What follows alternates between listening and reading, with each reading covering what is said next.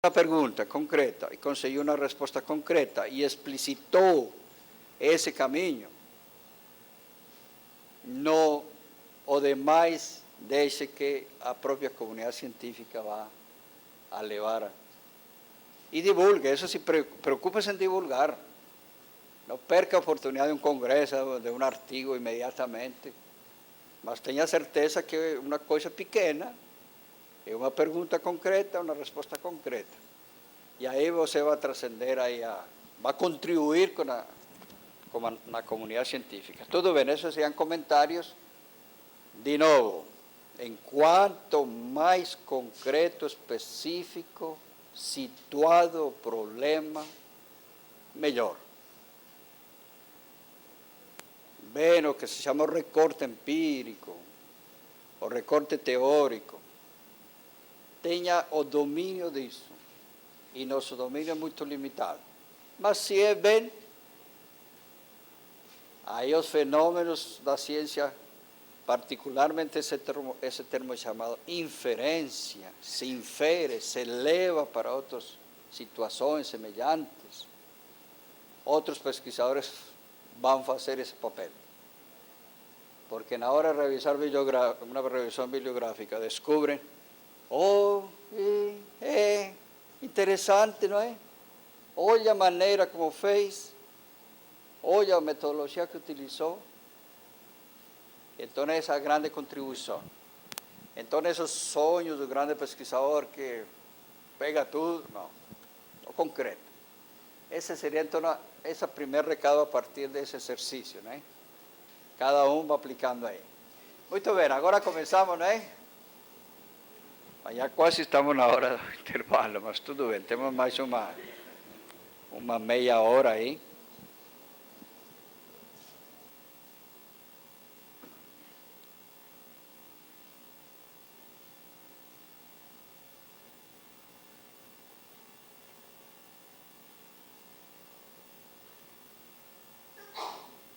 Eu gostaria de recomeçar a conversa de ontem. Já estamos gravando.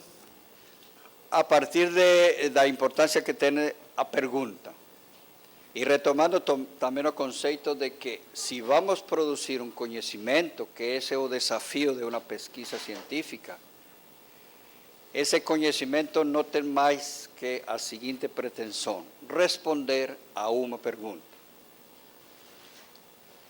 O projeto, basicamente o projeto, está em chegar a essa pergunta. Ontem vimos que chegar a essa pergunta implica partir de um lugar.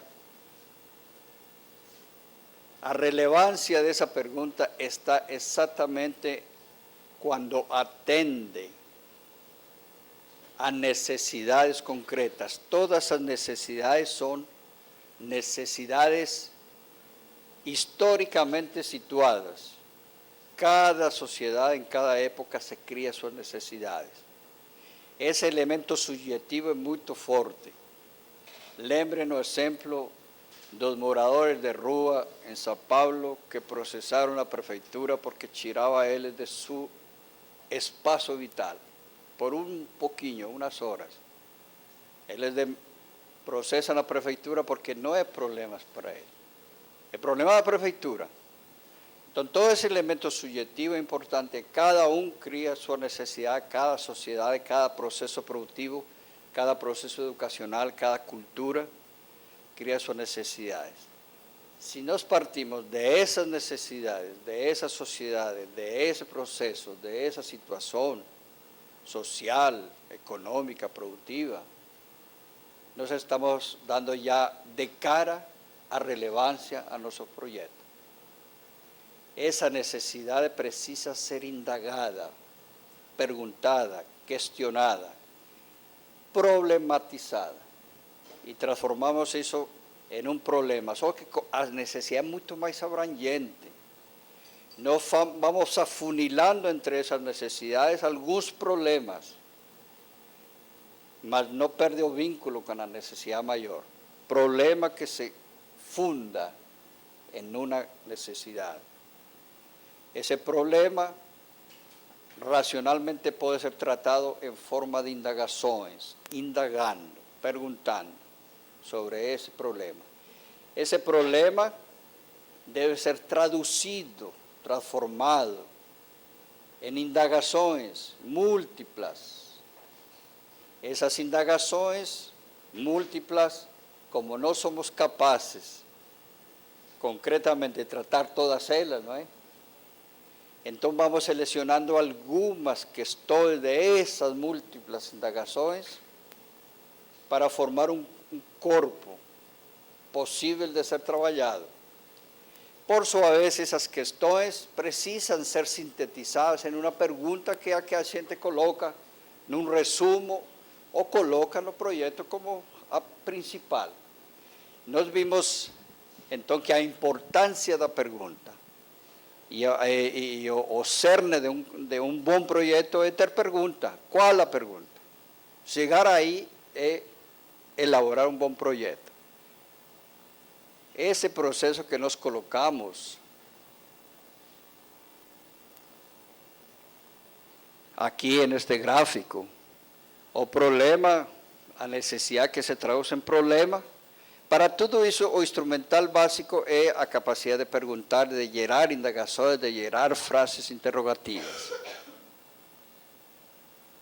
Falamos do problema, que o problema deve ser entendido como complexo, e terminamos aqui com uma comparação com relação a perguntas e a respostas.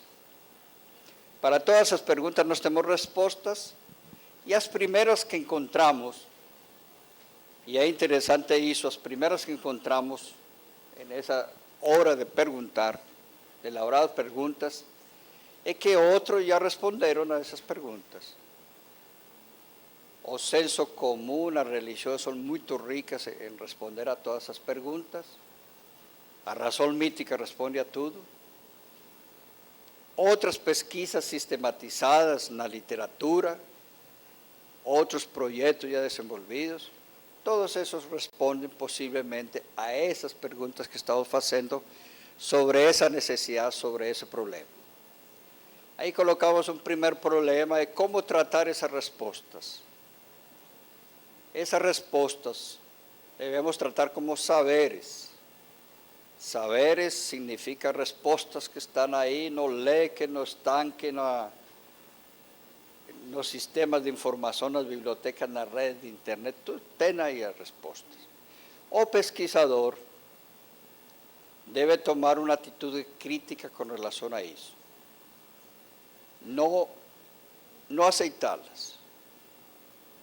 Agora, se encontrou algum trabalho que aponta exatamente e quer aceitar, quer dizer que muito bem, aceite.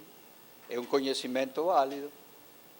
Utilize o conhecimento, mas aí inviabiliza a sua pesquisa, porque aí já não vai ter mais pesquisa. Aí avançou e chegou aí. Agora, se suspeita que mesmo com a proximidade que tem, é válido para outras circunstâncias, para outras situações, em outros contextos históricos, em outros contextos geográficos, você está colocando uma dúvida sobre se essa resposta é válida para este problema concreto aqui, por exemplo, em Uberlândia, ou aqui em Santa Catarina, ou aqui em Limeira, ou a Biocruz, não é? Que seriam situações específicas que vimos aqui. Não podemos deixar de lado, mas tudo bem, que é legal ter encontrado já uma literatura que me permite ver melhor o problema. Aí é o parceiro daqui para frente, porque vai discutir, vai comparar, ajudar nessa discussão de resultados. Às vezes é bom encontrar umas parcerias como essa, não é? Muito bem. Mas aí o elemento de pergunta, dúvida é fundamental para o avanço da sua pesquisa. Como saberes? Agora, como se trata de uma pesquisa que quer produzir conhecimento, então se supõe que não tem a resposta para isso. Teríamos aí um argumento poderoso de que precisa ser feita pesquisa, até bem financiada, porque rastreando não encontramos respostas. Então nós precisamos elaborar resposta para esse problema. A contaminação das águas lá em Limeira. Ninguém fez isso. Ele revisou, não tem ninguém, nenhum pesquisador mexeu com isso. Lá no Ceará, em Campinas, sim, mas aqui não. Aí justifica-se, então, o investimento, o tempo, o projeto de uma pesquisa nova para elaborar respostas concretas para essa pesquisa. Está certo aí? Muito bem.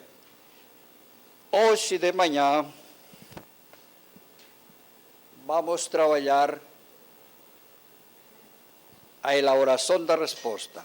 Ontem, quando o senhor terminou o dia, o senhor falou sobre os saberes docentes, os saberes da escola, como saberes que não tem que ser entendido como saberes, não como conhecimento. Se o senhor pudesse retomar, porque aquilo deu uma certa inquietação, e nós não tivemos mais tempo hábil de explicar isso. Sim, aqui uma participante está perguntando sobre esse mundo dos saberes. Ontem terminamos falando sobre os saberes que aos autores, como já foram anunciados aqui, Perrenú, Sacristán, tantos outros, que consideram os saberes escolares. Saberes escolares tem vários nomes, né?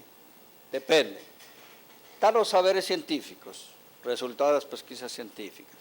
Estão os saberes escolares, os saberes que se transmitem aí na escola, que tem um espaço escolar, os saberes do professor, eles, um grupo, uma série de saberes. Hoje se fala dos saberes dos alunos, dos saberes das crianças. Todos esses de saberes, até eu coloquei um elogio para esses autores, no sentido que estão apropriando realmente do conceito. Eu já tive a oportunidade de debater com alguns deles. Eu lembro que, agora escapou o nome, mas ele trabalha no Espírito Santo. Professor, alguém lembra? Não, é francês. Tudo bem, depois a gente vê a referência. Que fomos lá num congresso e ele já conhecia meu trabalho e falou para os organizadores do congresso assim: olha, se se trata de saberes, deixa comigo. Se se trata de conhecimento, fale com Gamboa. Mais ou menos entendendo isso, não é? Porque os saberes são respostas que estão acumuladas. Qual é o papel da escola? Passar esses saberes, trabalhar esses saberes. O professor que tem saberes, trabalha esses saberes. Mas seria um erro falar que a escola trabalha conhecimento. Porque exatamente conhecimento é respostas novas para esses problemas. A pesquisa sim trabalha conhecimento. Conhecimento é novas respostas. Se eu encontro a resposta, então utilizo essa resposta, adequo essa resposta a determinadas perguntas. Mas já está posto aí. Ou está implícito, ou alguém não lembrava, mas agora tem a oportunidade de lembrar, como é o professor reflexivo, ele está lembrando, em uma oportunidade especial. Eu sabia, mas não lembrava. Agora, nesta dinâmica de ter que olhar para a minha experiência, agora estou, mas não é uma coisa nova. É uma coisa que eu construí com a experiência. É uma coisa que hoje pode falar, minha resposta para esta situação é esta. De onde que eu tiro? Já está dada na minha própria experiência. Tudo bem. Vamos pesquisar. Coloque em dúvida todas as respostas e procure respostas novas. Às vezes, vamos ver agora a continuação, que essas respostas estão já, só que dispersas. A pesquisa, por exemplo, que trabalha com fonte bibliográfica. Son válidas, sí. A pergunta é esto aqui, mas onde que está a resposta? Olhem, todas as publicações de 1930 a tal ano aqui. Estão aqui. Só que ninguém sistematizou. Eu vou sistematizar. Analisando, percorrendo estes autores todos aqui. No final, esta é a resposta que já foi trabalhada em diversas situações, mas chegamos aqui. Isso que vamos ver agora a seguir, não é? Vai ser bastante polêmico e tem livros já escritos sobre a chamada professor reflexivo, tem uma obra que compara vários estudos, porque trabalha com saberes práticos, chamam até a epistemologia da prática, é aí onde estão os saberes, só que alguns críticos dão a conotação de um neopragmatismo em que vai falar que a resposta só está na prática. Um recuo às teorias, um recuo às sistematizações, e vai falar, não perca tempo, olhe para o seu umbigo, olhe para a sua prática, que a resposta está aí. Não perca tempo lendo filosofias e coisas assim. Também uma espécie de recuo da teoria em honor a uma epistemologia da prática.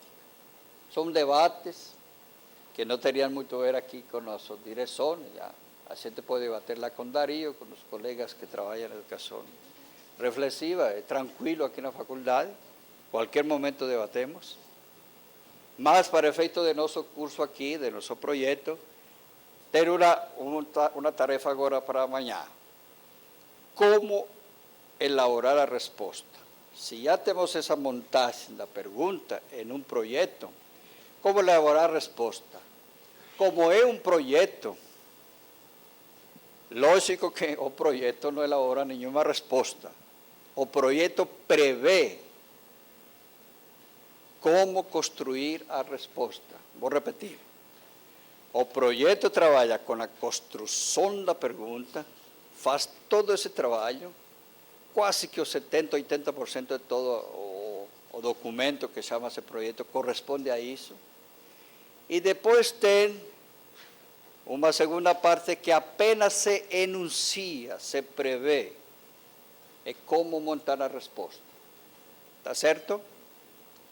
E se a gente analisa os projetos, um bom projeto, por exemplo, tem alguns limites de algumas agências de fomento, 20 páginas, outros aqui para o mestrado, aqui a seleção, 10 páginas. Muito pouco, não é? Nos projetos, genericamente, se conhece essa segunda parte. A primeira parte é problema, tudo isso aí, e pergunta. Essa segunda parte, que pouquíssimas vezes são as últimas folhas, às vezes são 3 folhas, em 10 folhas corresponde a uma. É prever como vou montar, como vai elaborar a resposta. E colocam genericamente o nome de metodologia. Vamos explicar por quê. Metodologia. Previsão da resposta. Previsão da resposta. Em primeiro lugar, implica um pressuposto, que tenha pergunta, que tenha um indagador, que seja um sujeito concreto que indaga. E um objeto da qual se pergunta. É as práticas de ensino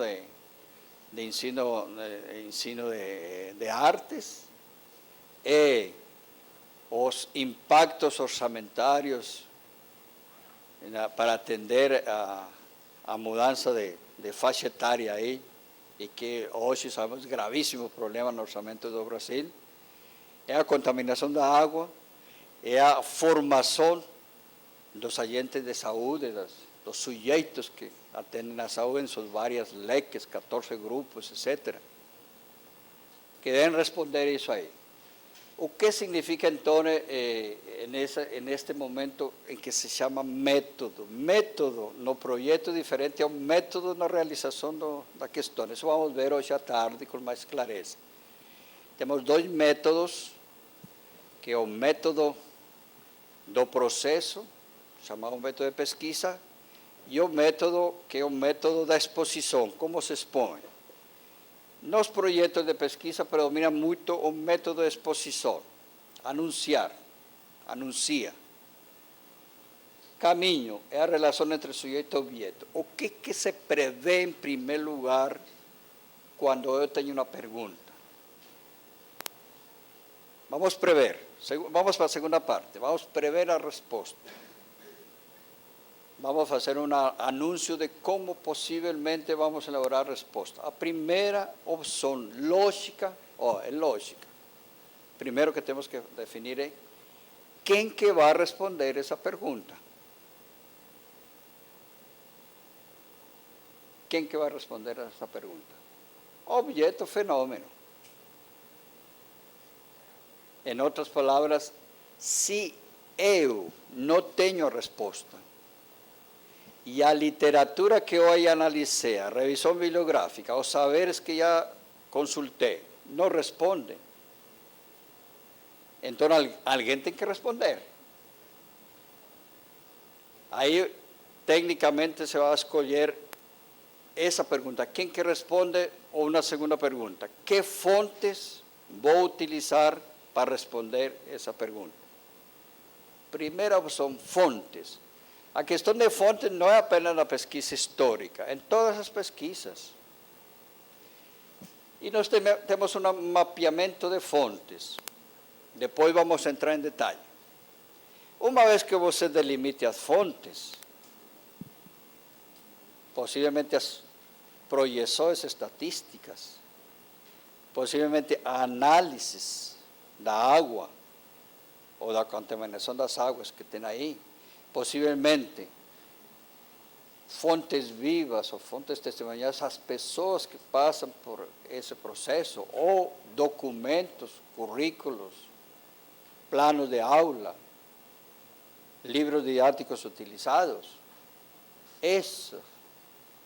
Então temos fontes diferentes, fontes estatísticas, fontes experimentais, fontes documentais, fontes vivas. Eu vou priorizar algumas. Se eu tivesse um time de 41 pesquisadores, como a professora Márcia tem lá no seu projeto, aí eu posso me aventurar a falar. Além dos documentos, das estatísticas, dos experimentos possíveis que tem aí, eu posso entrevistar não sei quantos. Então estou fechando melhor minha pesquisa, mas preciso ter um time. Financiamento, um grupo. Não é minha pesquisa de iniciação científica, então, desculpe. Pegue uma fonte única, privilegie uma.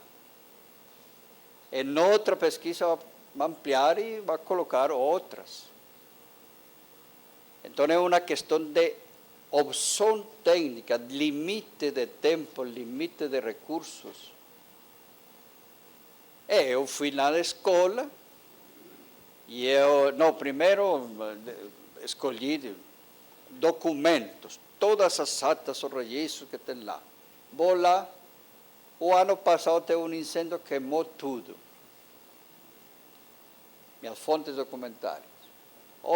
Não tem nenhuma cultura de memória, todo mundo joga fora tudo, não tem nenhum livro de atas. E agora? Eu tinha sonhado, pensado, projetado que minha fonte principal é o documento. Mas lá não. Fontes orais, então, vou entrevistar as pessoas que ainda sobrevivem desse projeto. Aí vai escolhendo segundo a sua prática de pesquisa. Mas eu posso no projeto anunciar fontes documentárias. Tudo bem, anunciou fonte documentária. Segunda opção, com que instrumentos vai coletar, vai tratar essas fontes? Como que vai tirar informações dessa fonte? De que maneira vai tirar informações? Instrumentos de coleta de informações e dados. Mas não pode fazer isso se primeiro não define a fonte. É uma questão lógica. Uma vez que você consiga e prevê um instrumento para coletar, para tirar informações da fonte, você precisa pensar também com alguma técnica, algum instrumento para sistematizar. Vamos colocar um exemplo. Nossa colega optou por entrevistar aí uma amostra em cada região de 5 pessoas significativamente importantes pela experiência que eles têm, e aí elabora um roteiro de entrevista com 5 perguntas. Vai entrevistar 100 pessoas, 5 perguntas, 500 respostas, e perguntas longas porque é uma entrevista. Como que você vai a sistematizar 500 respostas, cada uma com 10 páginas, não, uma página, para chegar a uma única resposta, porque você tem uma única pergunta? Tem que se munir de alguma técnica de análise de conteúdo, de sistematizar conteúdo, para chegar e falar, a pergunta tal, a resposta está aqui. Mas você tem uma dispersão da resposta, distribuída em 500 perguntas, ou 500 textos. Não, eu fui a fazer uma questão técnica lá em Limeira sobre a água. Olha a vantagem de ter um exemplo aqui, não é? Estamos ajudando, não é? Está ajudando? Fala, não consegui fazer análise da água, não consegui pegar amostra, não tenho laboratório para fazer isso. Eu queria fazer 10 amostras nesta região. Quando eu fui lá no laboratório, estava tanta fila que terminou meu tempo. Mas eu vou optar, em vez de uma análise experimental com coleta de dados empíricos, eu vou optar por conversar com as pessoas. Se eles já sofreram doenças, se eles como que tratam água, etc. E elaborei um questionário. Isso pelo esgotamento da impossibilidade de outra fonte. Questionário. Quantas perguntas tem o questionário? Um questionário a 20 perguntas. Aí vai. Quantas pessoas vão entrevistar? 20 pessoas. Multiplique aí. Depois, o problema é como sistematizar isso. Tem que prever como que vai sistematizar. Aí os orientadores ajudam, não é? As experiências dos grupos ajudam.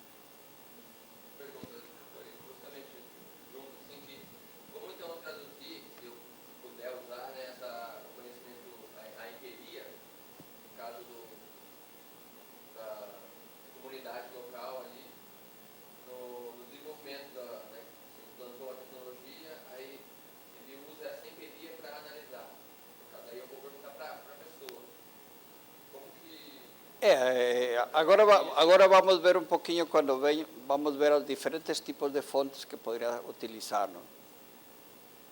Um pouquinho de paciência que já chegamos lá. O que logicamente depois vem aí? Uma forma de organizar, sistematizar informações. Tem alguns artifícios que o pesquisador também pode utilizar.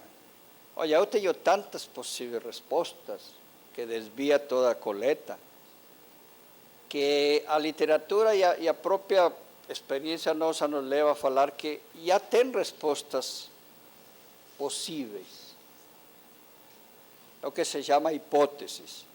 Então, no próprio projeto eu posso colocar alguma hipótese. O que é uma hipótese? É a possível resposta. E se utiliza quando eu tenho uma diversidade possível de respostas, mas eu quero afunilar melhor os dados, a coleta, as fontes, em função de esta possível resposta, que se chama hipótese. Hipótese é uma resposta possível, uma resposta provisória. Entonces, cuando tem pesquisa que no sabe por dónde andar, entonces va a falar, no, mas posiblemente por aquí, posiblemente por aquí. Vamos a apostar en esto aquí.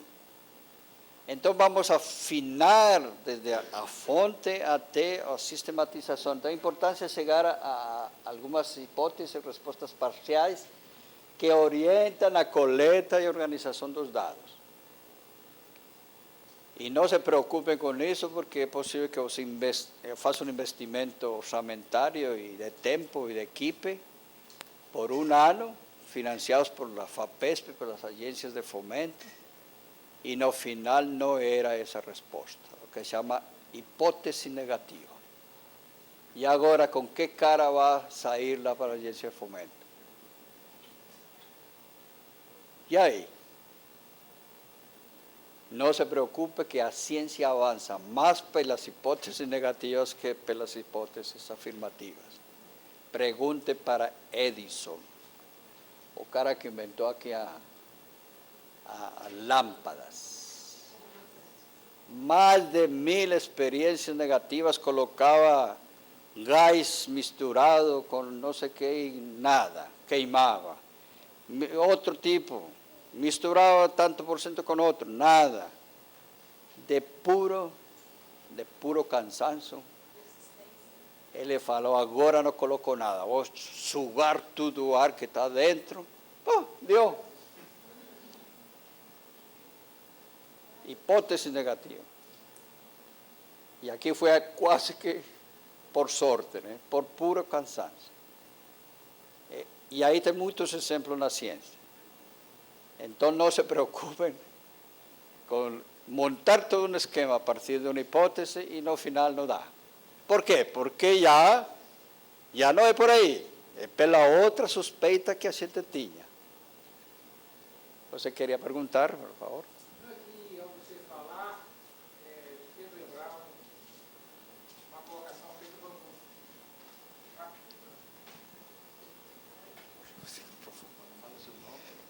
Edilson, faço doutorado aqui em formação de professores de ciências nas séries iniciais do Fundamental, de 6 a 10 anos. Mas o que eu queria colocar, rapidinho só, era que, ao ele fazer essa referência entre a hipótese negativa e a hipótese positiva, me veio a lembrança de que alguém disse exatamente isso. O conhecimento avança mais pelas perguntas do que pelas respostas.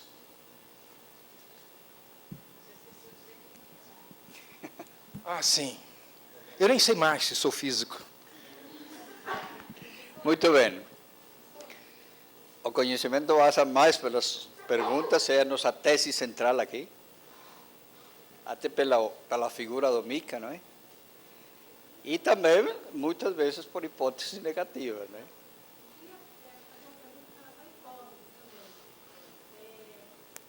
Alto e...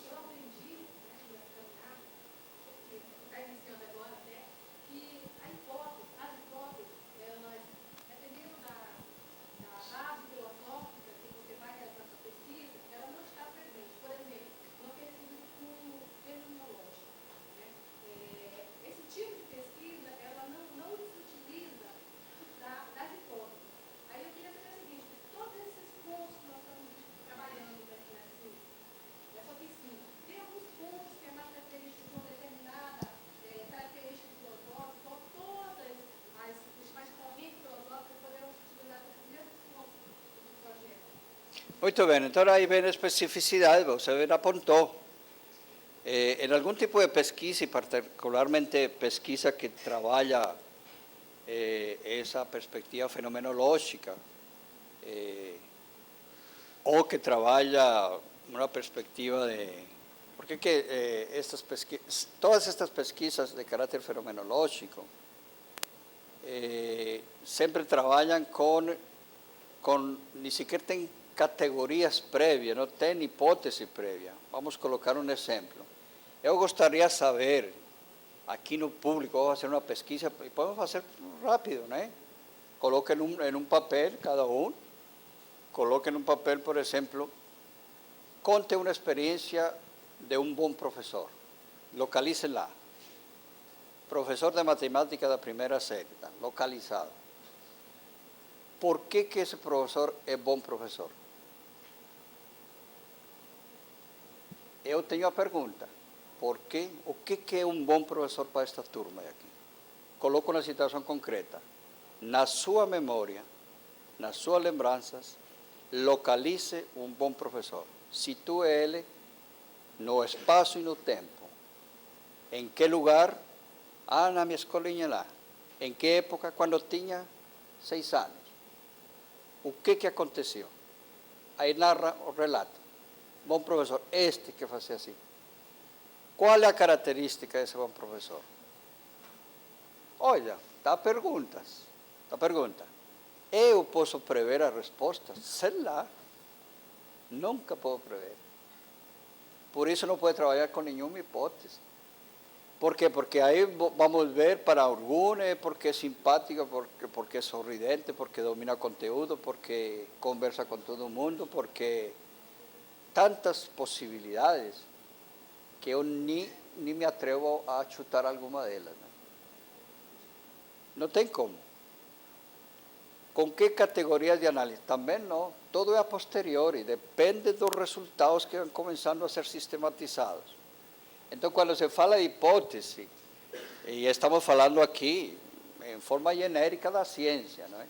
Algumas não trabalham com hipóteses, outras trabalham com hipóteses, outras obrigatoriamente têm que trabalhar com hipóteses, como é o caso de pesquisas empíricas, experimentais.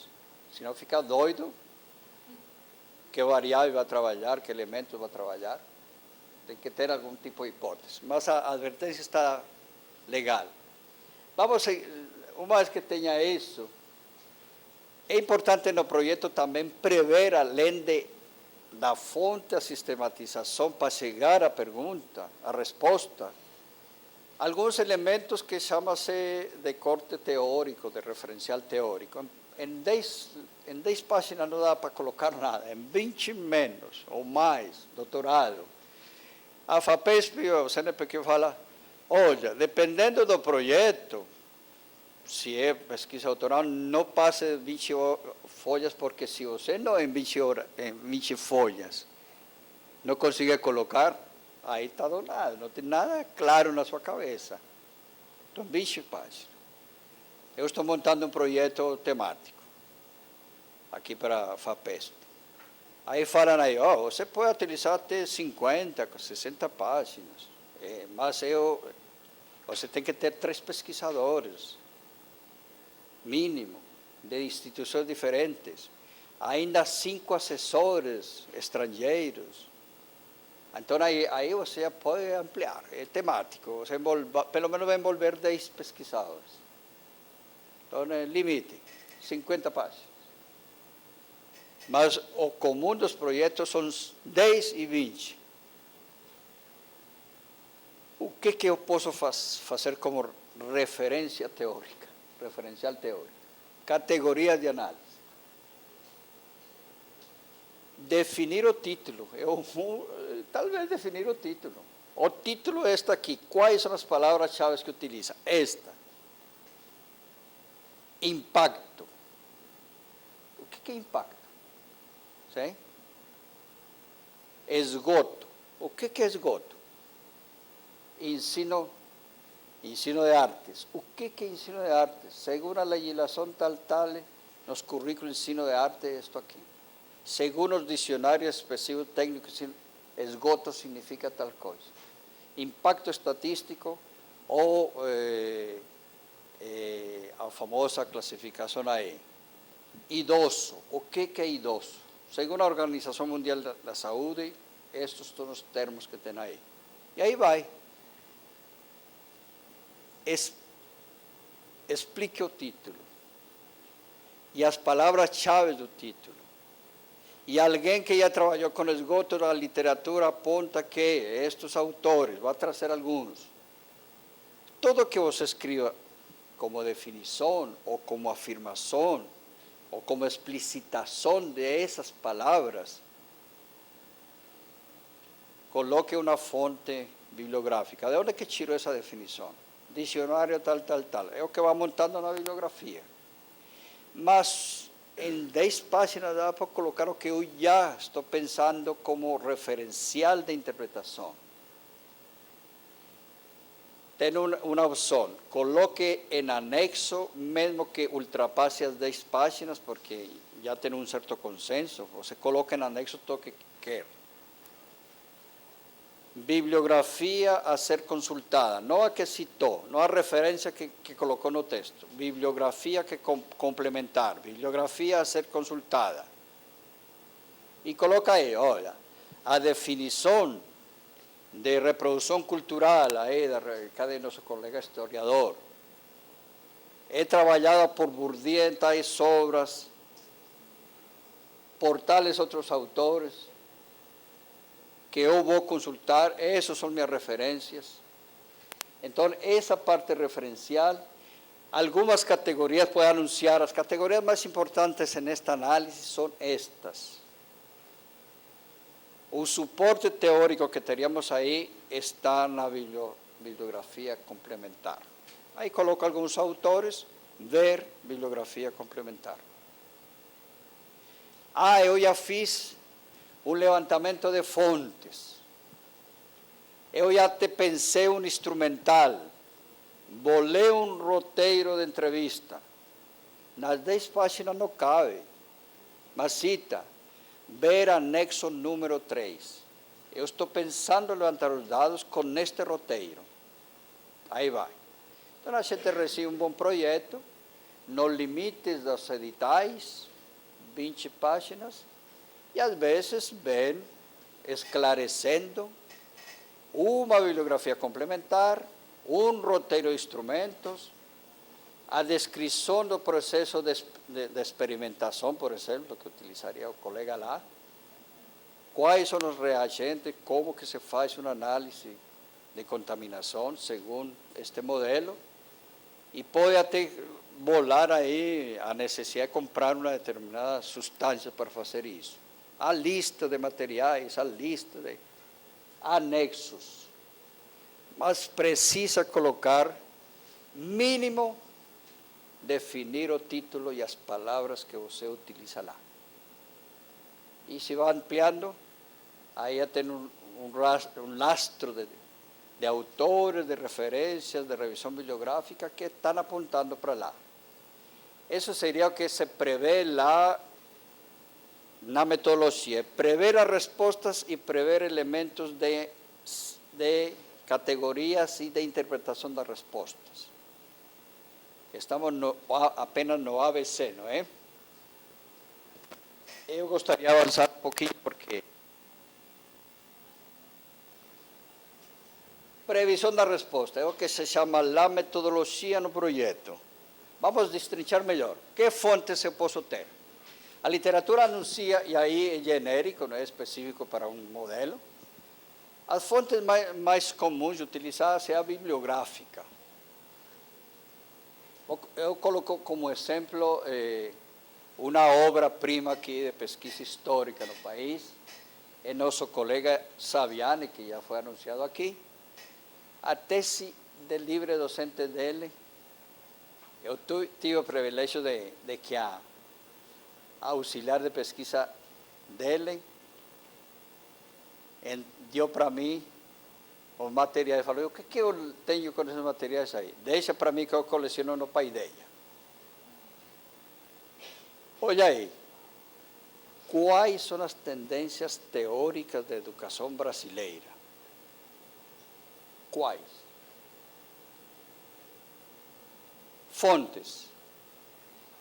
O grupo que teve financiamento rastreou todas as teses que foram produzidas até essa época, chegaram como a 500 e pouco.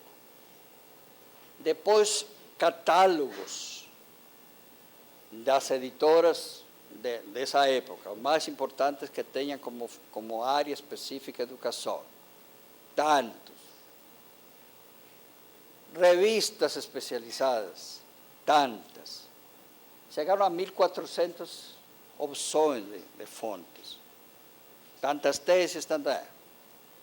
Mas por efeito de realização concreta, descobriram, o grupo, ou melhor, o Saviani, que uma revista, só uma de todas essas 140 referências, 1.400 referências, já dava conta do recado.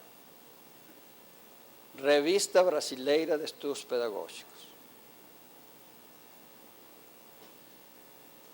As respostas estavam já escritas, já estavam na Revista Brasileira de Estudos Pedagógicos. Foi lá, pegou toda a coleção, foram até o INEP, foram lá à Biblioteca Nacional e pegaram toda a coleção da Revista Brasileira de Estudos Pedagógicos. E aí então já foram aí. Fonte bibliográfica, delimitada, concreta, tantos números, tantos artigos, que vamos a ter como referência. Aí pergunta, o que a revista, ou esses artigos, não todos os artigos que trabalham sobre a educação brasileira estão falando de tendências teóricas, de teorias de educação. E aí virou a obra-prima dele, não? Porque hoje o Saviani conhecido exatamente por isso. Porque ele foi o cara que mapeou as tendências teóricas do pensamento pedagógico brasileiro. Não foi nenhuma pesquisa, foi uma pesquisa bibliográfica. Já estava lá escrito. Eu acho que isso esclarece bem.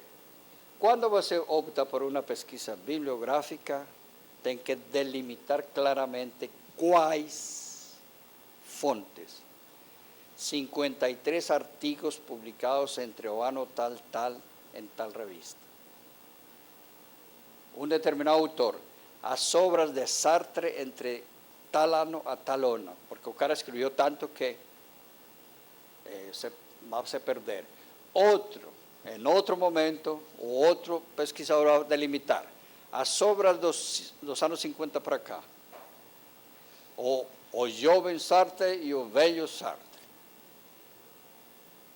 Isso, lá indo lá delimitado.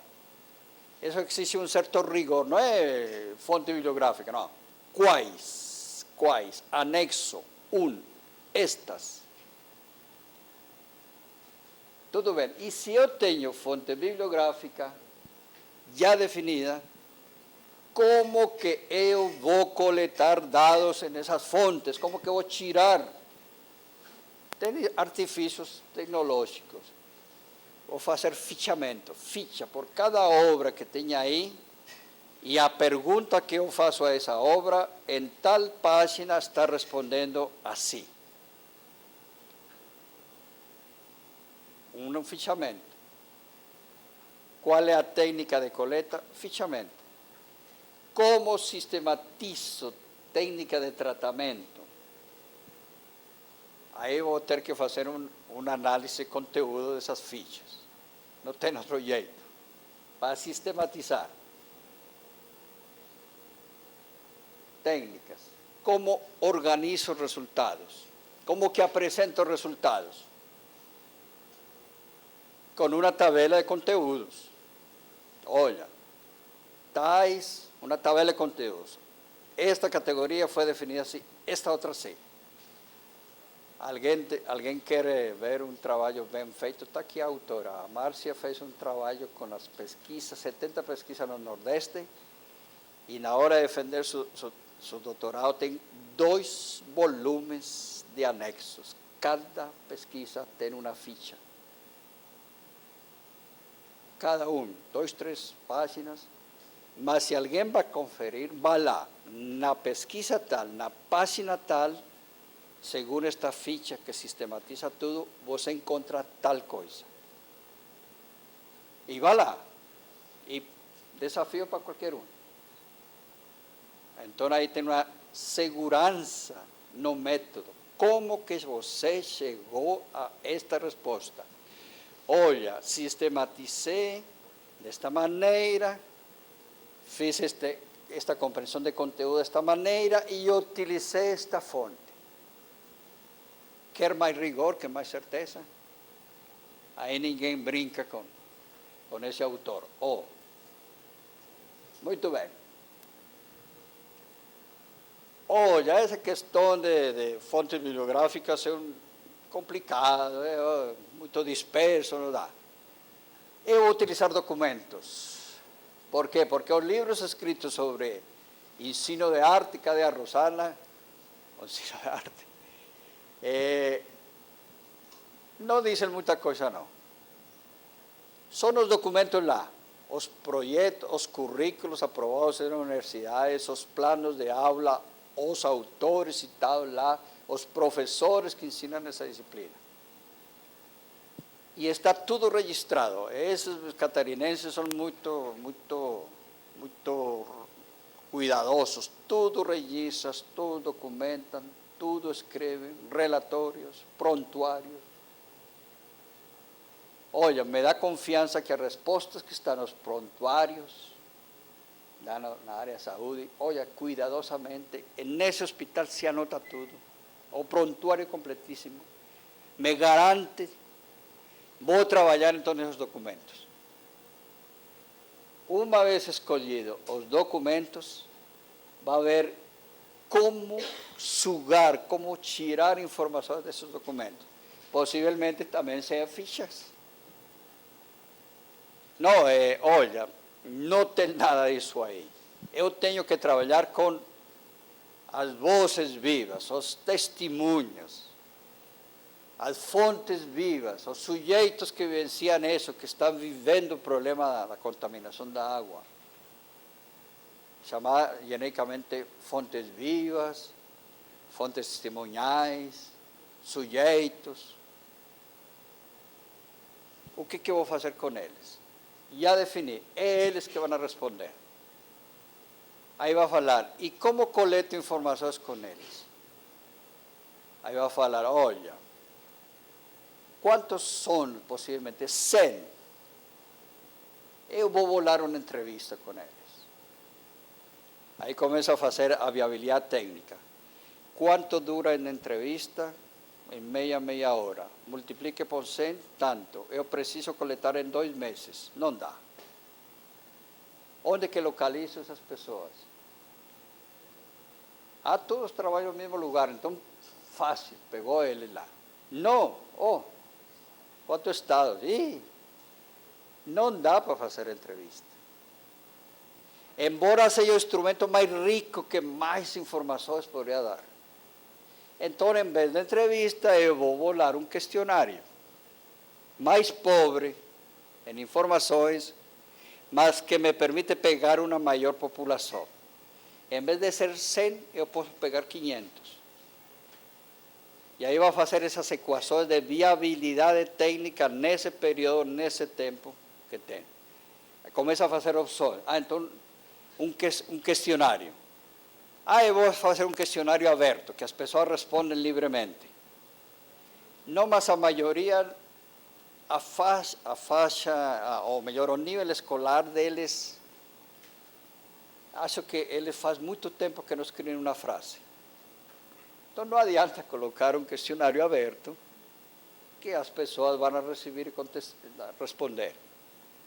Faça um questionário mais pobre ainda, mas que seja um questionário fechado, com perguntas, marcar uma determinada opção.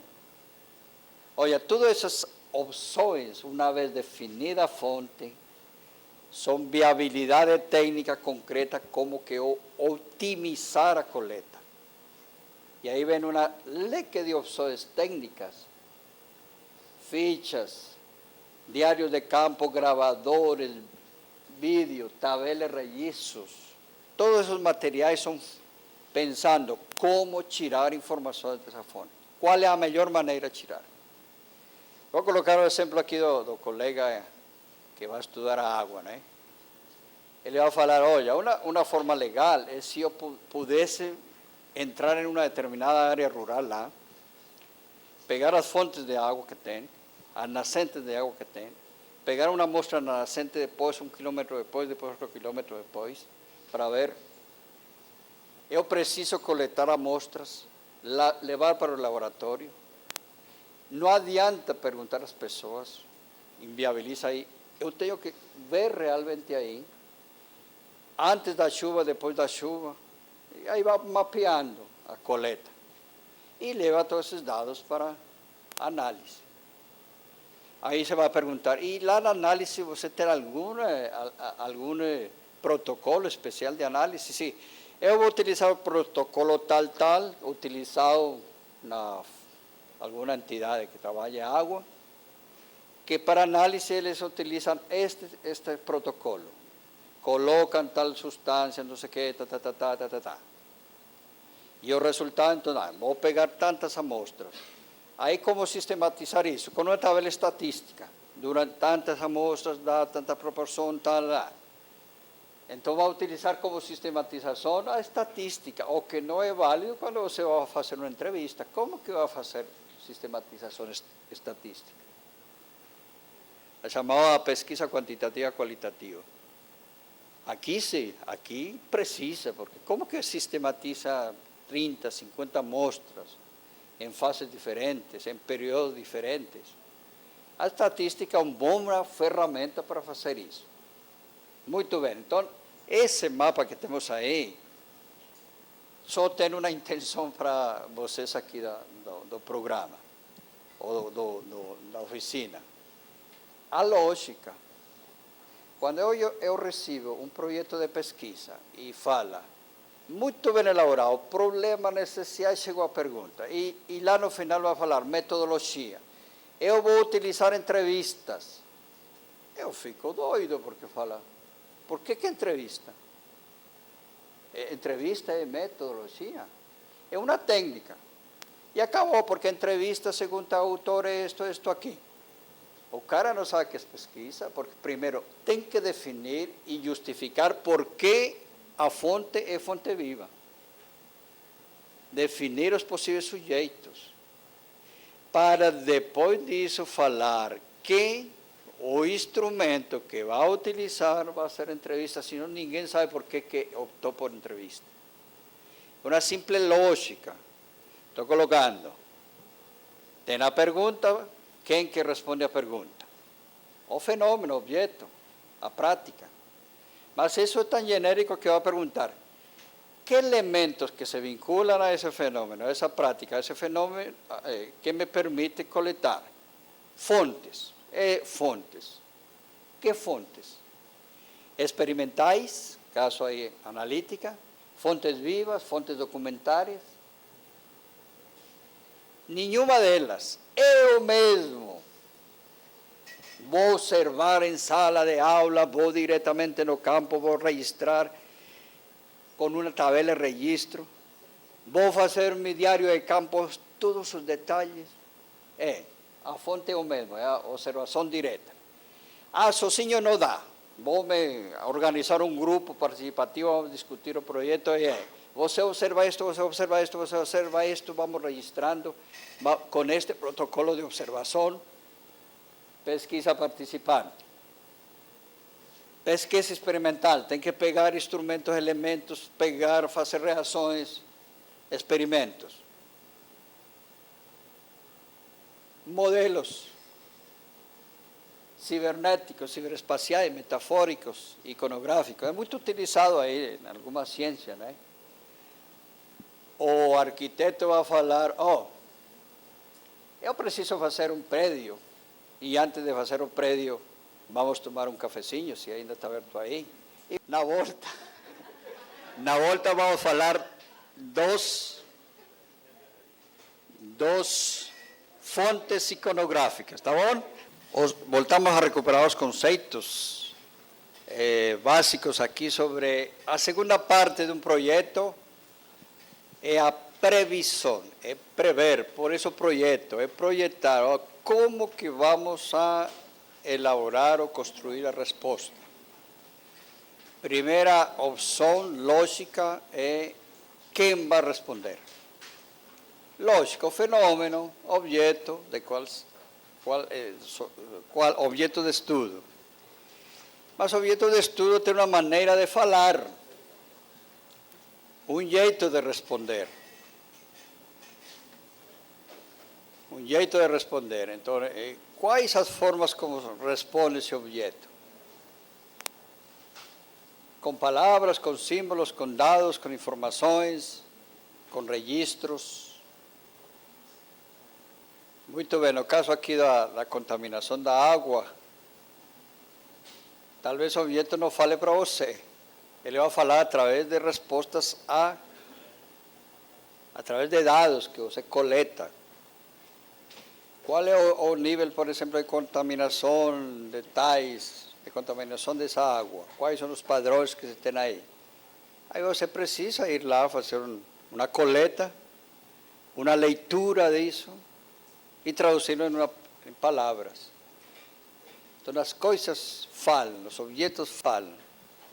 Todos os fenômenos da natureza, os fenômenos sociais, fenômenos históricos, fenômenos culturais, todos eles têm uma forma de responder. Qual é a maneira como eles respondem para nós? Vamos observar um fenômeno da natureza. Vamos observar essa árvore aí. Como que responde para mim? O que eu quero perguntar e como que me responde?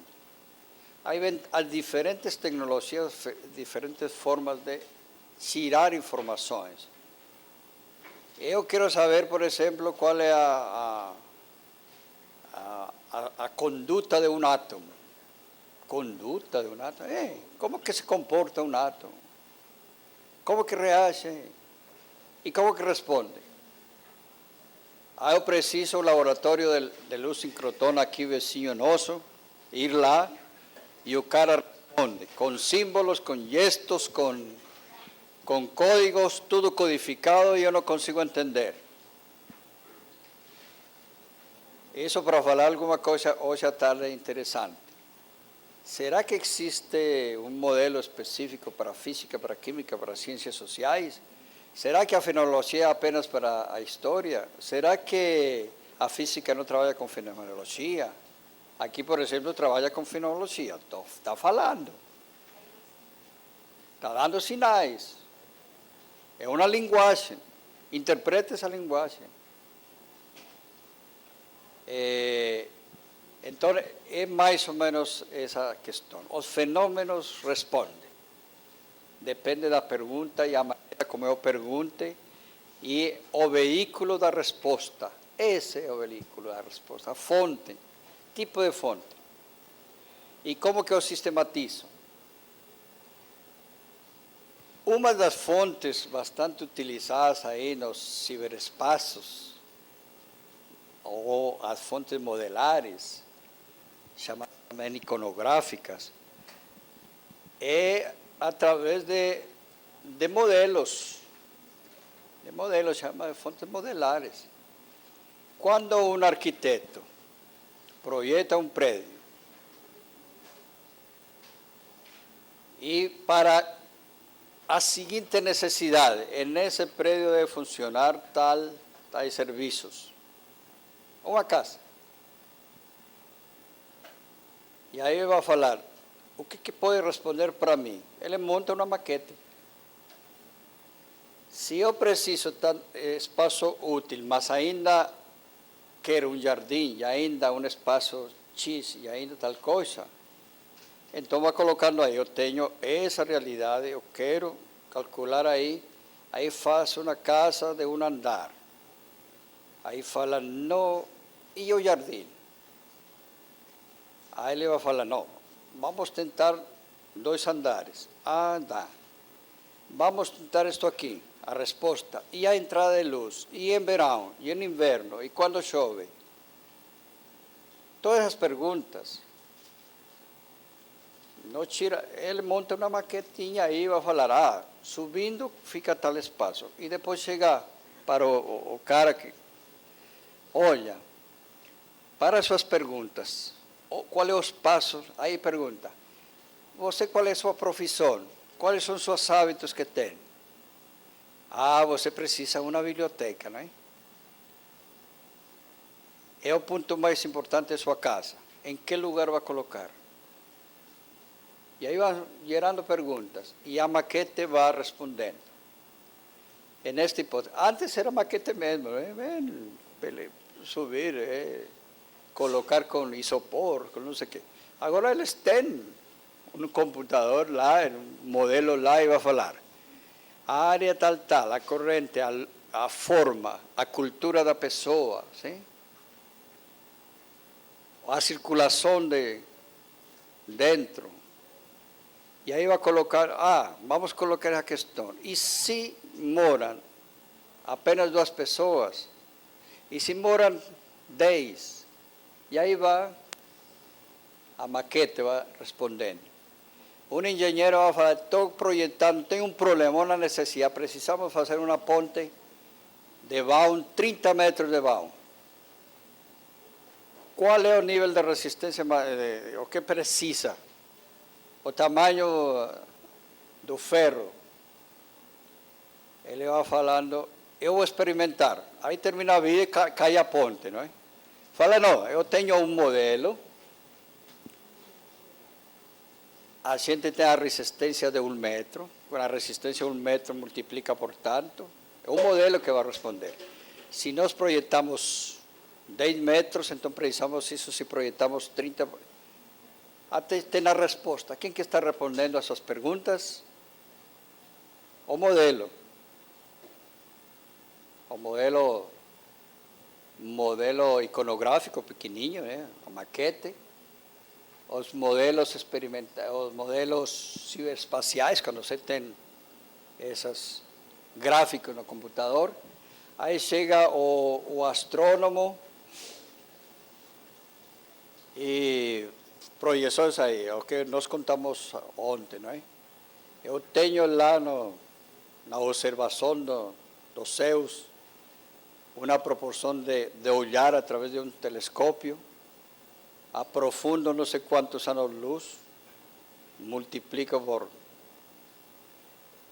E vou fazer que responde, se nós temos em tal constelação, tal situação, o que poderia ter em uma constelação?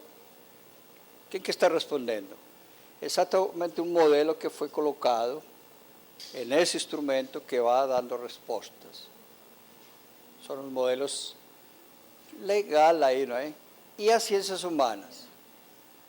As ciências humanas têm a famoso modelo clássico da metáfora.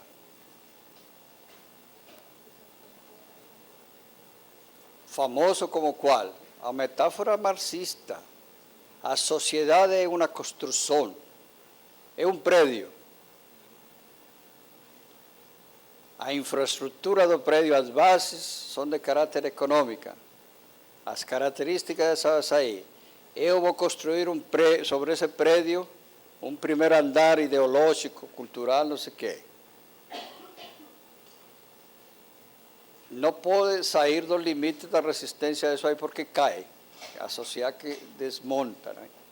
Como que as sociedades construem a ideologia, a fase intelectual, a fase cultural, a fase social, sobre relações de produção econômica? Vamos querer mudar as relações econômicas. Não, ou melhor, mudar a sociedade, vamos mudar a cultura. Não consegue mudar a cultura, se não muda as relações econômicas. E ela vai tirando suas conclusões sobre as formações sociais, quantos prédios a sociedade inventou, um prédio montado no escravagismo, outro prédio montado deste jeito, e deste jeito a cultura é assim, desse jeito a cultura é assim. É uma metáfora. Outra metáfora. A sociedade é um corpo vivo.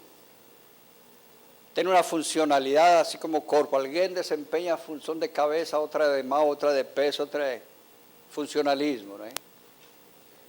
E se quer movimentar dos pés para cima, então precisa, e aí vai, tomando como modelo, como metáfora. Quais são as metáforas em educação? Quais são os modelos? Qual é o modelo que explica a sua tese? Se você não consegue sistematizar, qual é a fonte? É uma fonte modelar? Ou seja, eu insero dados, coleto dados e tem como elemento de fonte um modelo iconográfico espacial metafórico.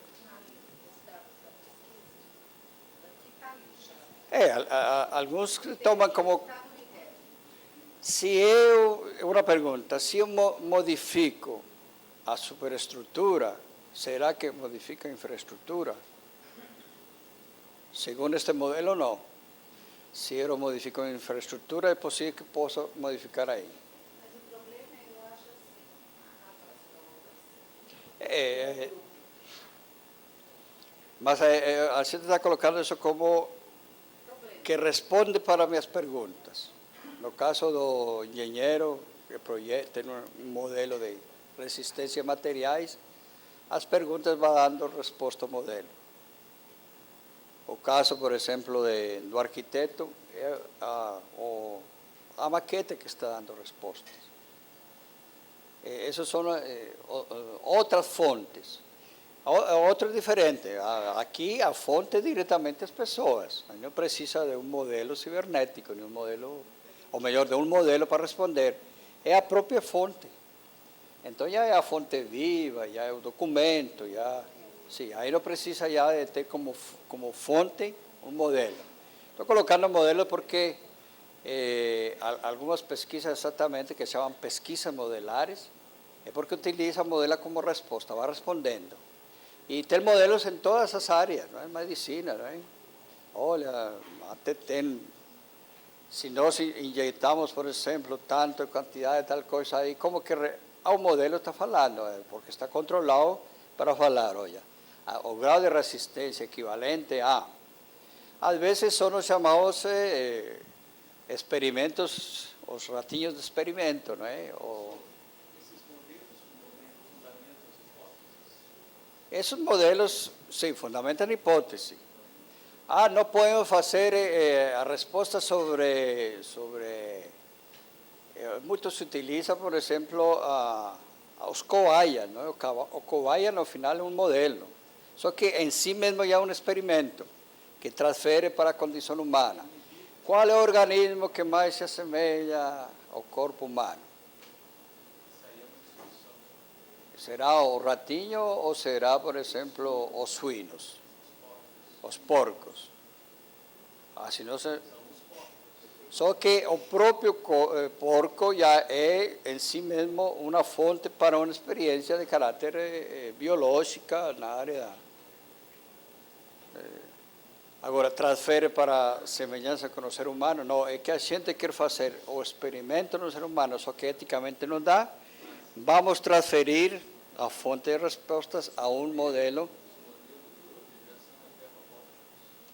Isso, essa experiência robóticos. A medicina já tem um corpo tão bem elaborado que você pode até aplicar injeções e aí dá a resposta esperada, não é? Isso se chama fontes modelares. As respostas vão dar exatamente os modelos robotizados.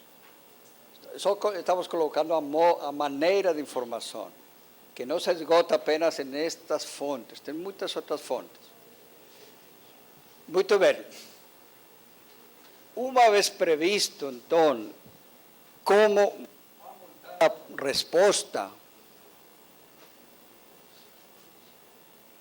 essas previsões, vem a necessidade de algumas articulações, porque nós estamos aí vendo pergunta por um lado e resposta por outro lado. Algumas articulações que é o que vamos ver hoje à tarde. Uma primeira articulação é em dois momentos. O projeto tem uma finalidade, é sua viabilidade em se transformar em uma pesquisa, em uma dissertação, em uma tese, em um relatório. Em função disso que se pensa o projeto. Não perdamos de vista que a oficina é sobre projetos. Mas, ao mesmo tempo que eu trabalho com o projeto, eu prever o que vai acontecer com esse projeto. Este esqueminha ajuda um pouco a isso. Todo processo de conhecimento é elaborar uma pergunta e obter uma resposta, construir uma resposta. No projeto,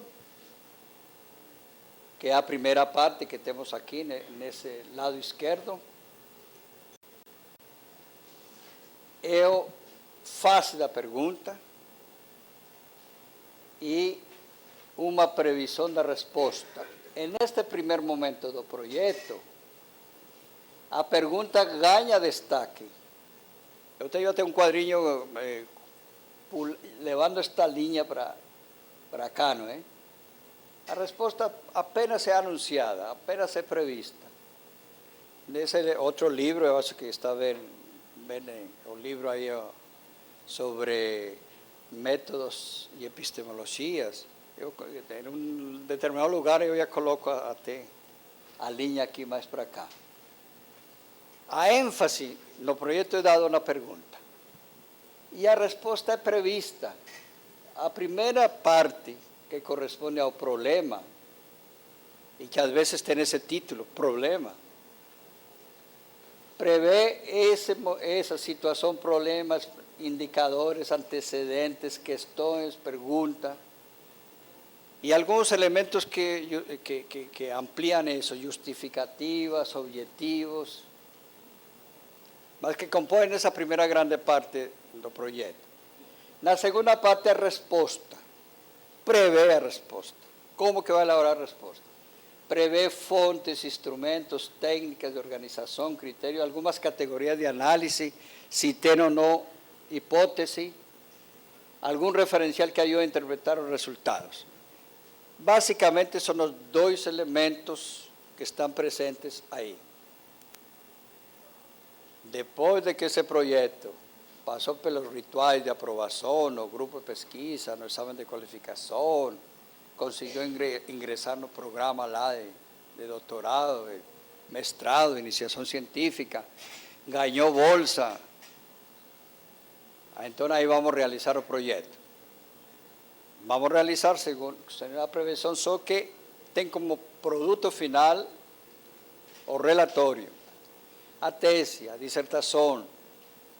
Aí que aparece como que se faz a proporção nesse documento. O relatório, o segundo momento, também vai trabalhar com pergunta e também vai trabalhar com resposta. Só que aqui, todo que estava no projeto, todo isto aqui, vai ficar reduzido a uma introdução, ou a um primeiro capítulo. Esse primeiro capítulo, ou introdução, o que coloca? Olha, esta pesquisa se originou para atender tal necessidade, tais problemas, seus problemas, e vai fazendo uma revisão bibliográfica sobre isso, apontou isto aqui. E chegamos a esta pergunta. Todo o exercício da resposta vai montar os capítulos, 1, 2, 3, 4, 5 capítulos. O que vão a tratar esses capítulos? De como montou a resposta. Conclusão. Volte lá sobre as questões. Depois dessas análises e investigações, chegamos a seguintes respostas. Esta é a resposta. No caso da minha tese, com a pergunta, minha resposta foi: as tendências teóricas metodológicas da produção de pesquisas no Estado de São Paulo são estas, em tal proporção, com estas características, Fechou legal. Me propus uma pergunta e consegui respondê-la.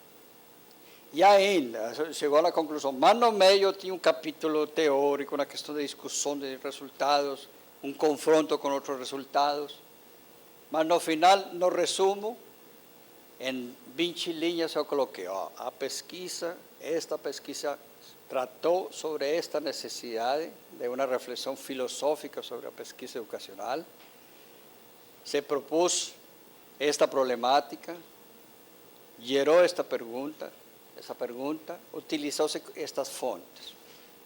Os resultados foram estes. Existem tais tendências, Acabou.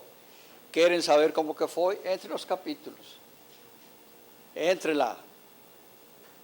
Conclusão. Eu sempre conto os segredos depois de que acontecem, não é? Mi orientador es una persona, Pedro Gorgen, excelente orientador. ¿Sabe por qué es excelente? Porque él le permitía que orientando tuviese libertad plena.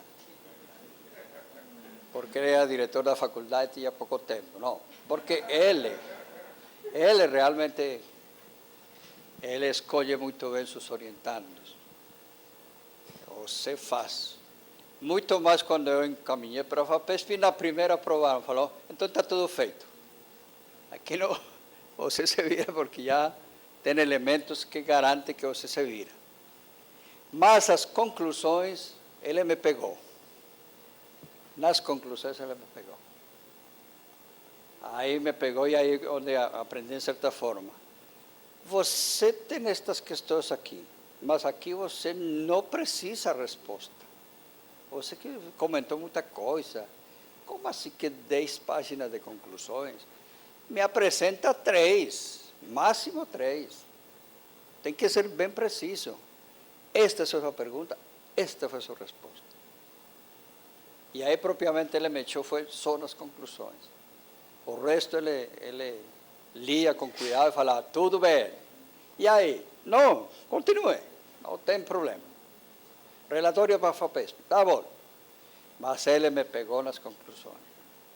Exatamente por não conseguir chegar a responder diretamente às questões. Então, seria prever essas articulações sempre. Outra questão que já comentamos aqui. Quando a gente gera perguntas, sempre se coloque na previsão do projeto sobre a possibilidade de responder essas perguntas. Aqui no exemplo seu, aqui, de nosso colega médico de Uberlândia, eu fiquei com a suspeita. Tudo bem, mas como que vai responder? Quem que vai responder? Que fontes vai utilizar? Como que vai sistematizar essas fontes?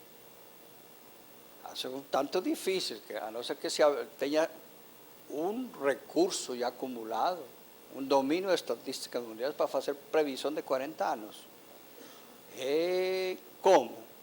Difícil. Mas se ele tem estatísticas muito mais próximas, que de domínio aí nas agências da saúde, as agências que cuidam aí da previdência, em um lugar específico, e pode projetar 10 anos, é a possibilidade que tem mesmo de fazer uma resposta. Agora, já 20 anos, qual é a segurança que tem para obter uma resposta? 30 anos? 50 anos? Qual é que fontes vão a responder? As próprias projeções estatísticas? Qual é a confiabilidade nessas projeções estatísticas? Agora, se é mais concreto, é mais viável. Por quê? Porque vai prever as respostas. As respostas por essa experiência. É passível, sim, tranquilo. Em um ano, em 6 meses, pode. Mas por que não? Em uma semana você pode coletar tantas informações, depois pode sistematizar, tem os instrumentos, o laboratório que eu tenho lá, os melhores do país. Ainda tem auxiliares lá. Tem uma equipe excelente. A gente traz a amostra, no outro dia está pronta. Então tem que ver essa previsão técnica. Depois, à tarde, vamos ver que na hora de apresentar o relatório tem um item muito importante lá. Se chama condições técnicas ou previsão técnica da realização do projeto, ou também tem outros títulos aí, não é? Viabilidade técnica do projeto. É um projeto muito legal, grandioso. E aí pergunta, viabilidade técnica, quantos pesquisadores? Só um. Quanto tempo? 2 meses. Não, 4 anos com 10 pesquisadores. Viabilidade técnica. Financiamento, laboratório? Sim, tem, garantido. Tenho a certificação aí do chefe do laboratório que fala que conte com todas as instalações que tem aí. Então, viabilidade técnica. Então, prever a resposta é um cálculo de caráter técnico. Quando? Vou aplicar 100 questionários. abertos. Pode, não pode, onde que estão os sujeitos? Então, essas previsões são viabilidade técnica. Mas por que se calcula? Se uma vez aprovado este projeto, quando vou fazer em um ano para dissertação de mestrado, ou 3 anos para tese de doutorado, será que dá? Então, reformule sua pergunta. Reformule a previsão de fonte, reformule a previsão de técnicas. Essa seria uma previsão de ir vendo alguns elementos. Nessa previsão de totalidades, anunciando ainda para explorar melhor à tarde,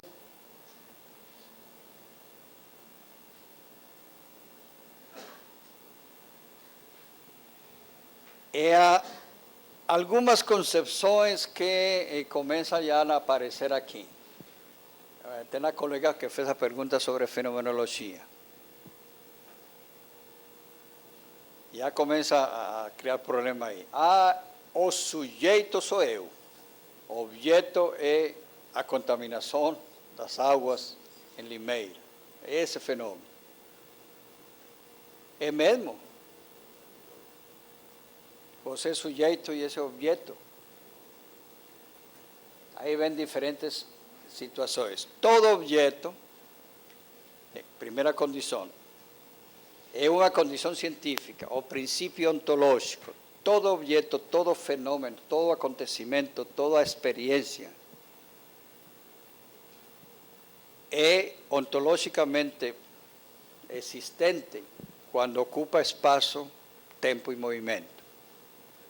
Situar o fenômeno, situar essa realidade é fundamental.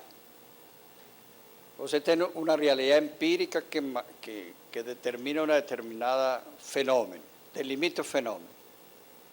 A prática pedagógica, onde? Na escola tal. Em que época?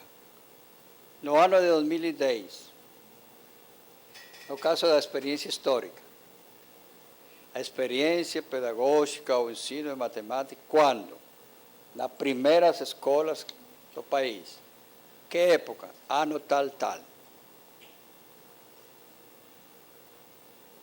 Essa seria uma característica do objeto. O sujeito é o homem que indaga, o homem, o sujeito que participa. Sou eu, sozinho, individual. O sujeito psicológico. Aí a gente vai falar, não é o sujeito psicológico, é o sujeito epistemológico. Como assim? Então é diferente. O sujeito epistemológico pode ser um coletivo. O sujeito epistemológico pode ser a comunidade científica. O sujeito pode ser um grupo. Não é um indivíduo. Ou se é um indivíduo psicológico, eu que estou fazendo a tese, a pesquisa, eu preciso fazer uma construção desse sujeito epistemológico. Olha aí, dá para entender? Eu sou Silvio Gamboa, com todas as características, nasci na Colômbia em tal data com 60 anos, já confessei aqui que tinha 60 anos, sou freguês aqui de nosso amigo. Mas não é o sujeito epistemológico das pesquisas. Eu preciso me construir como sujeito epistemológico. Como que me construo? É tirar de mim, tirar das relações de meu grupo, condições que me permitam construir um objeto, que é, por exemplo, a análise da produção. Então, vale a pena alertar porque são questões de construção. Muito bem. Uma tendência de teoria do conhecimento. Eu vou ficar um pouquinho mais... Quero estar me alertando que não preciso sair do foco. Uma tendência, uma teoria do conhecimento bastante desenvolvida hoje e que tem sua origem na dialética e tem sua origem em Hegel, coloca a seguinte questão. Antes de Hegel, conhecer uma coisa colocar os elementos do intelectus, razón, racionalidad, capacidad de olhar, de pensar, de articular, todos esos elementos, adecuarlos a un determinado objeto, elevar todas mis medidas, mis categorías, ya, nos ha ido foco. Y adecuar eso con esto, oye, es de tamaño tal, es redondo, en forma tal, es azul, tiene una tampinha así, a medida o peso. E em quanto mais me ajuste a essa realidade, eu tenho melhores condições de conhecimento dessa realidade. Agora, adequatio intellectus res, a pretensão da objetividade. O que eu suponho que elementos de sujeito epistêmico são construídos adequando-se ao objeto e em forma mais adequando-se ao objeto. Esse seria o famoso objetivismo, não é? Adequatio intellectus res. Existe a previsão e a centralidade do objeto e o sujeito é seletivamente recortado, depende do ajuste que tenha com o objeto. Meus sentimentos, meu amor pela Márcia, meu amor pelos meus filhos, meu amor pelo amigo, aí não conta. Tire isso daí. Mi sentido político, mi ideologia, mi concepção de sociedade, não, aí não vale. São os elementos empíricos que seriam elementos de adequação. Essa é uma tendência empiricista que perguntou o colega ontem, são as tendências objetivistas defendidas por Popper e de tantas outras, né? Aí vem uma espécie de construção de um sujeito empírico, melhor, um sujeito epistemológico, aquele que vai conhecer, bastante recortado, bastante neutralizado pelas condições do objeto. Pode interpretar. Interpretar é muito subjetivo, você mistura com ideologia, você mistura com visão de mundo, não. Na história você não interprete. Descreva, faça uma taxonomia, é isto aqui e que, pronto, proibido interpretar. Se não contamina o conhecimento. Isso, estou exagerando? Estou exagerando, certamente estou exagerando.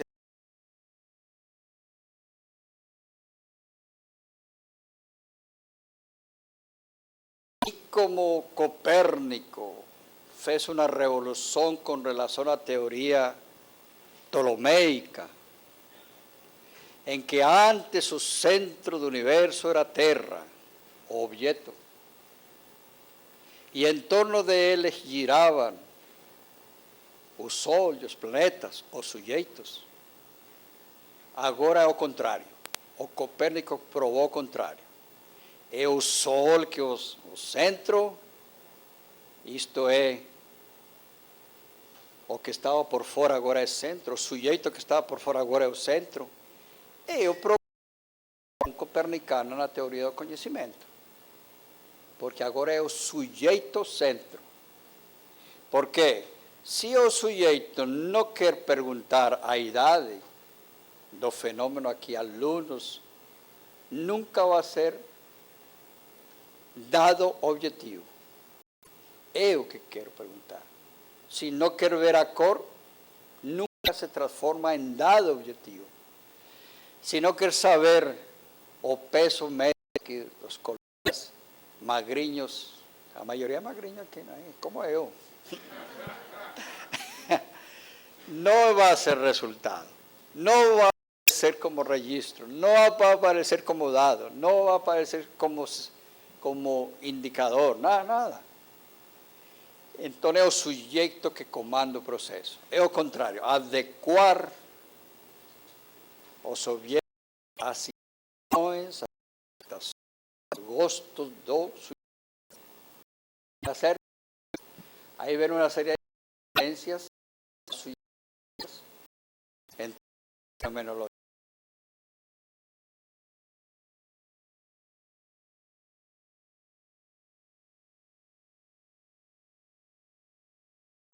Un ejemplo, ¿cuál es la temperatura?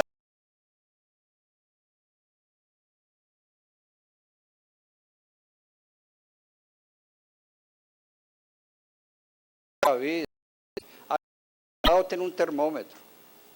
Trago termómetro. Es un dado objetivo. No adianta preguntar a las personas. Ten un dado, ya. Un dado matemático, consenso, tem registro bem afinadinho. 22 graus, ponto 7 na escala tal.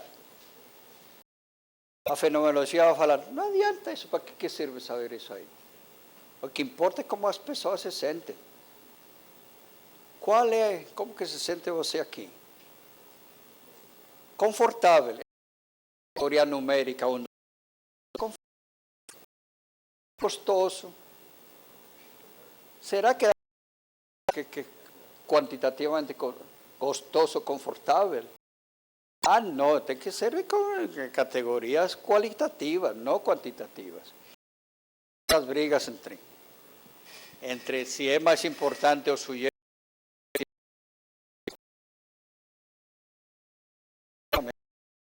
Eu dou uma aula com fala aí, mas olhe para... Não, por favor.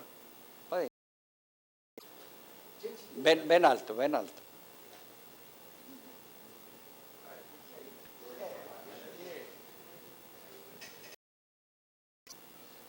Mexeu muito com a minha cabeça. E esse referencial teórico já tem a resposta dele. Eu não sou policial para você dizer, eu não respondo. Mas você fez uma colocação muito interessante com relação à pergunta e à resposta, considerando, inclusive, a metodologia nesse processo. A pergunta que eu gostaria que você comentasse para nós, porque ficou agora um nó na minha cabeça, é de que eu posso fazer uma excelente resposta à síntese.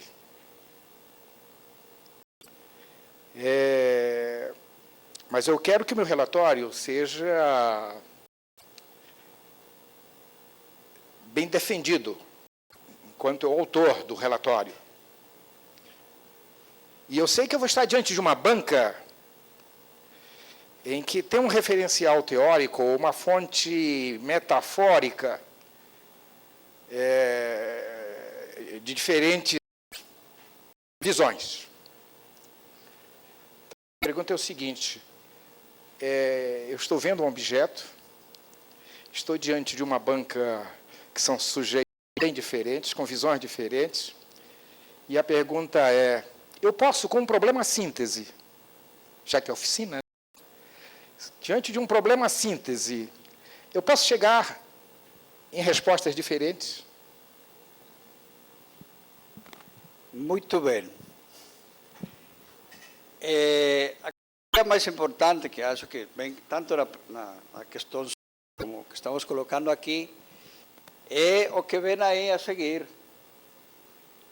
O Hegel vai falar, quem que falou que existe o objeto e que existe o sujeito? Olha o pedantismo de Hegel, não é?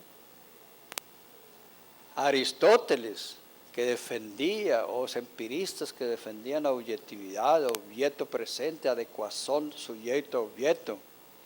E agora meu mestre, Kant, defendendo que o sujeito é a centralidade e que os objetos giram em torno. Eles estão falando de objetos e sujeitos epistemológicos, não tanto empíricos. Aí ele começou a contestar desta maneira. Acho que todos esses caras que me precederam estão complicados, estão errados. Primeiro, estão trabalhando com um falso dualismo. Objetividade ou subjetividade. Com um falso empirismo, como se o conhecimento só acontece entre Pedro e a cadeira. Empirismo, elementos empíricos. O cara que mexeu com a cadeira, e ele falou, a cadeira é isto aqui. Mexeu com ela. E representou faz a descrição, faz a classificação, tudo que é possível. Falso empirismo, falso dualismo.